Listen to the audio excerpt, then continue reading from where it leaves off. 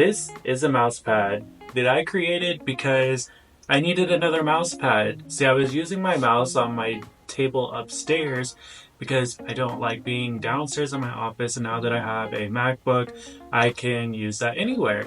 And my mouse was like skipping along the edges of the grain of the table, and I'm like, I need a mouse pad because it's driving me crazy because I like to have a separate mouse.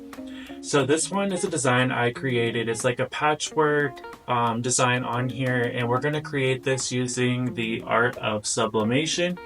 All the links will be in the description, or if you want to buy one of these already made for yourself, that'll be there too. My name is Ryan from Ryan Can Make It. I have been a small business owner for about 4 years now. I make personalized gifts using mostly sublimation. So I'm here to teach you all, one, how I make those things so you can make something for yourself or your business, because I like to share. And I'm also here to share other small business tips and tricks I've learned along the way on my journey. I would absolutely love it if you would subscribe, but also leave a comment down below that says I subscribed, and I'll do my best to make sure I reply to every single one of your comments saying thank you.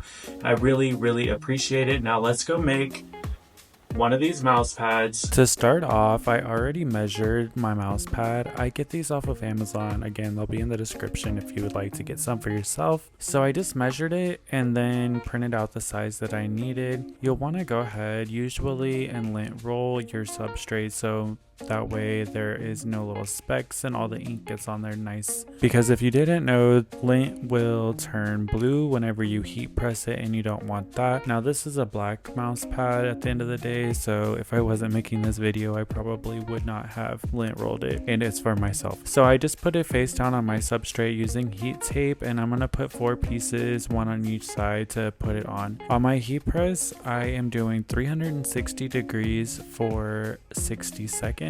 And you'll just put a piece of blowout paper, scrap paper. I use packaging paper. A lot of people use butcher paper, and press that for the 60 seconds. A lot of people also put scrap paper over the top. I don't, because I use HTV raw sublimation paper because it's my favorite, and I don't have any problems with it bleeding through onto my heat press, but you do you. Once it's done here, I'm just gonna move it over to the side so that way I can peel it off of here for you. And as you can see, that black turned out really nice and black. Now, to be honest, the background was supposed to be more of like a black jean texture, but that patch turned out amazing. I really love it, and now I have my own mouse pad to use upstairs, and I don't have to worry about my mouse skipping all over the place and making me mad. I hope you learned something today, and again, all the resources on where I buy my blanks and everything else will be in the description of this video, along with the link to my site where you can buy a mouse pad just like this, and I'll make you one too.